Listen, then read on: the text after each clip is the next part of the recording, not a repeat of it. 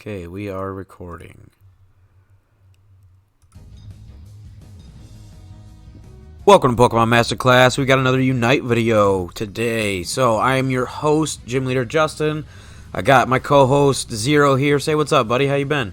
Hey, what's up, guys? It's been a minute since we've had some solid Pokemon Unite content on the channel. Yeah, it's pretty exciting. I'm really excited to get in here and talk about this new character, the new all-rounder. We missed his debut, but as we talked about in our last podcast, but we're here today talking about Aegislash. So we did a little bit of duo queue over the weekend. We've been kind of shaking the rust off, and this is kind of what we got. So Brandon is obviously on the Fox going top, and I am running Aegislash in the jungle. As you saw from the thumbnail, we are going to be running the Sacred Sword, and the build is going to be the standard, kind of like what I do with Charizard, the Razor Claw, Muscle Band, and Score Shield. Score Shield. Yeah. I just want to say, look how fast you're clearing jungle here. Like, yeah, that's really no impressive. Ability putting in work. Yeah. I'm really happy there. Like, it's super strong. No guard being able to give us extra damage and be using the Iron Defense to absorb the hit. So we're actually just like mitigating damage completely. It's really nice. And that's kind of why you've been vying for this character in the jungle, is because of no guard. You like the ability to keep him out of harm's way early in the game. You know what I mean? In lane, you're in harm's way all the time. Yep. But here in the jungle, so you're just taking out, squishies, and that helps you get Aegislash faster, and then you can move into stance change, which we'll talk about once you get it. But obviously, no guard here. The ability no guard, you are able to deal more damage, but you take more damage when you're Hone Edge and Double Edge. So that's we kind of made the joke that it's very it's very much a double-edged sword. Yeah, I know. Super lame joke, but whatever. Anyway, going down for another gank here. It's actually really impressive how much damage we can do here in a 3v3. Yeah, you're going to see the influence of no guard here. Like you've got no business being here. No, way overextended with a full health Blissey.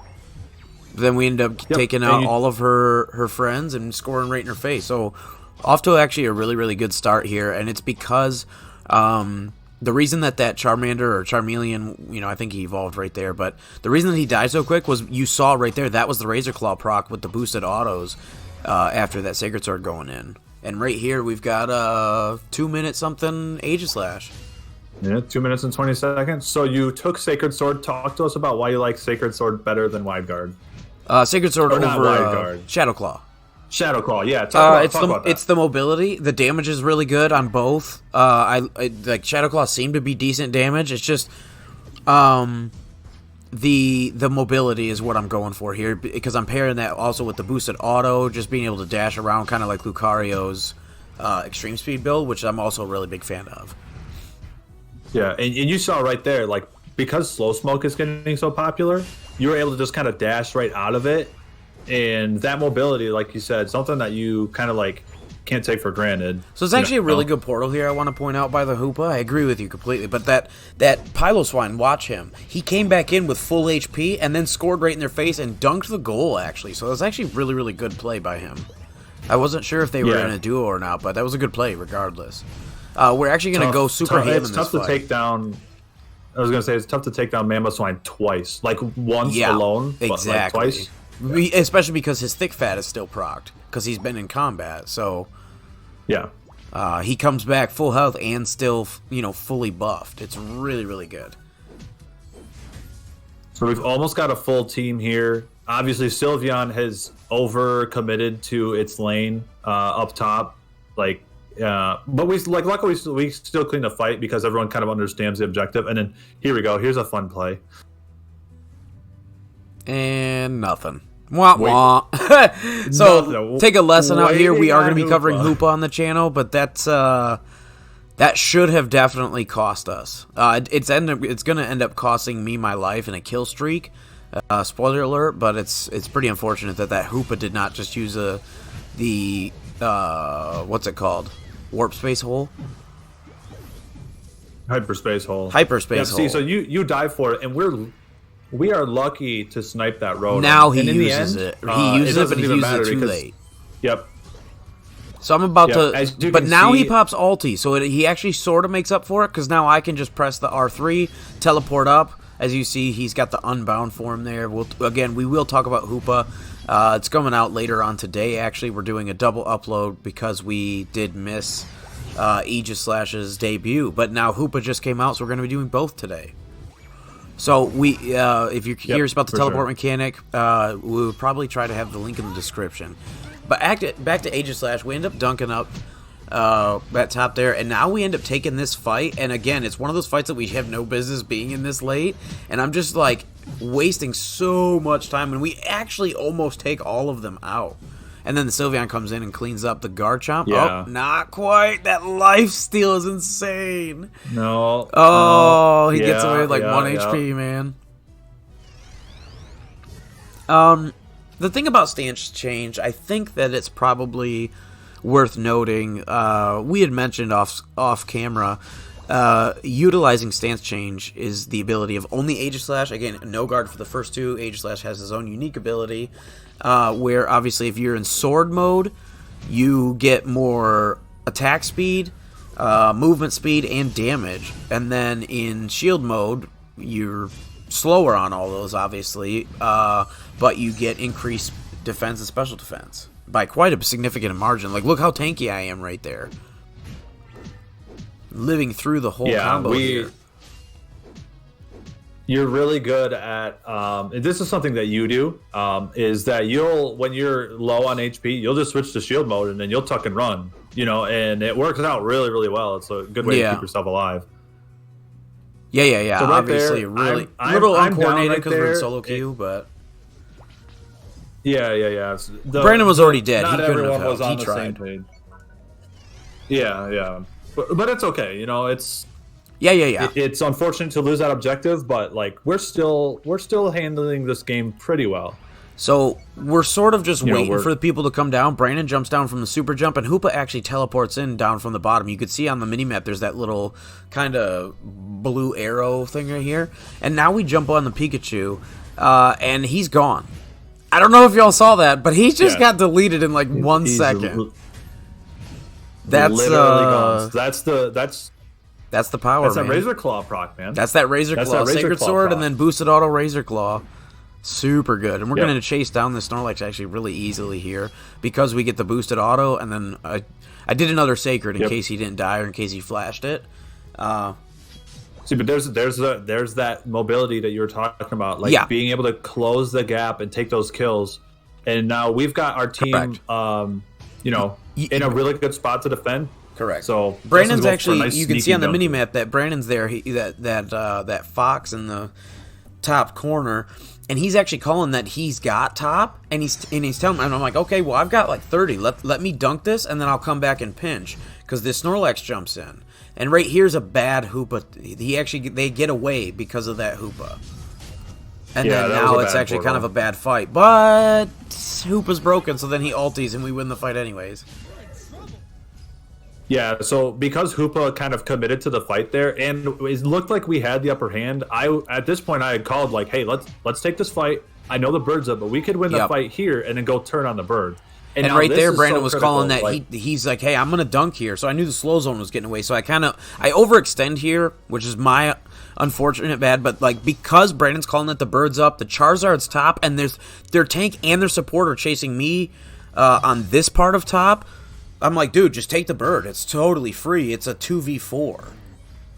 Yep. So they lose their tank and their support in a super critical part of the game because they're chasing. Yeah, they're chasing for kills. They're getting greedy, not paying attention to that timer at the top of the map. And this is a great Hoopa portal. Puts it right under the bird. We all jump in, and then we're all back. And we cap the bird. Yep. You don't see it because Justin I just respawn when the bird cap. But you can see the yellow arrows. Yep. So that's kind of all she wrote. Justin, what kind of closing thoughts do you have on Aegislash? What do you like it in the jungle more than lane? I do. I've played probably 8 or 10 games or so, and 4 in the jungle, I think. And it's vastly more fun for me, especially early game. I get to where I want to be because like you really don't even need Aegislash. You need Sacred Sword. Now, and Shadow Sneak is great, but Sacred Sword has more mobility and more damage. So right here, I sneak in, get my the points in. The Hoopa unfortunately hesitates, and he's going to pay with it for his life. But the moral of the story is I really like Aegislash. I think he's the second sort of like what we've talked about, like pseudo like assassin, air quotes, assassin all-rounders. Again, like a Lucario. Yeah. So again, he feels very much like a speedster, but he's in the all-rounder class because he has like this sort of sword and shield mechanic. So just to kind of round it off, either move that you take on your R1, so whether it's Shadow Sneak or excuse me, Shadow Sword or Shadow Claw. That's not the one. Shadow Claw or Sacred Sword. You've turned into sword mode. And then if you touch either one of your ZRs, so your R2, then you turn into sword mode, whether that's Wide Guard or Iron Head. We didn't really touch about the Iron Head or Wide Guard. In my opinion, I do think that Iron Head is kind of the auto-include right now. I think it's kind of a flail versus heavy slam situation. I think there's just one auto-include. Yeah. But, yeah, that's pretty much it. I do really like him. I love his mobility. I love his damage. And he offers something a little bit unique. What do you think about it, Brandon? Any closing thoughts? I just think he's a wonderful addition to the game. At first, I was like, Aegislash, okay. Like, we know he's got mechanics that are unique. How are they going to make it work? They transitioned it pretty seamlessly, in my opinion. I think he's a great addition to the game. And I love him in the jungle. He can work in lane, but I think jungle is his home. Yeah, man, I couldn't have said it better myself. I'm really, really happy. He feels good, and I honestly think that he's probably like my favorite quote-unquote assassin now, even over the likes of like Absol. I know he's a Hoenn rep, but like this dude feels good, man. You saw that damage. I one-shot that peak. You were there too, but we obliterated. Snap your finger and you missed it. That Pikachu overextended one too many times that game, and I sort of predicted that was his play style, and I was like, you know what? He's going to go for you. He's like, really? Brandon turned around, and instantly he's done. Yeah, you can really feel the influence of Aegislash when he's in the jungle, and that's what jungles are supposed to do. They're supposed to influence the state of the game. Correct, and they're supposed to. And you saw from the video, you did. Yeah, Brandon even said he's like, "Holy cow, you're level 9 already," and like he was level 6 when we were taking that first dread, and he wasn't level 9. What's that? Yeah, first dread, you were level 9. Exactly, and you weren't behind by any means. We had gotten that early gank because, again, that Pikachu's overextended in lane. But, yeah, it's just, it's a fun champion. I definitely recommend picking him up if you are a jungler and or a speedster player, because, again, that's definitely what he feels like. He is an all-rounder, but, again, it's a very big umbrella, right? It's a wide swath here. Yeah. Yeah. So, that's pretty much it from us today. Let us know in the comments below. Have you picked up Aegislash? If you have, what do you think? And make sure if you hit that big red button that says subscribe, we really appreciate it. Hit that bell to stay notified anytime we have a new upload for Pokemon Unite content to the channel.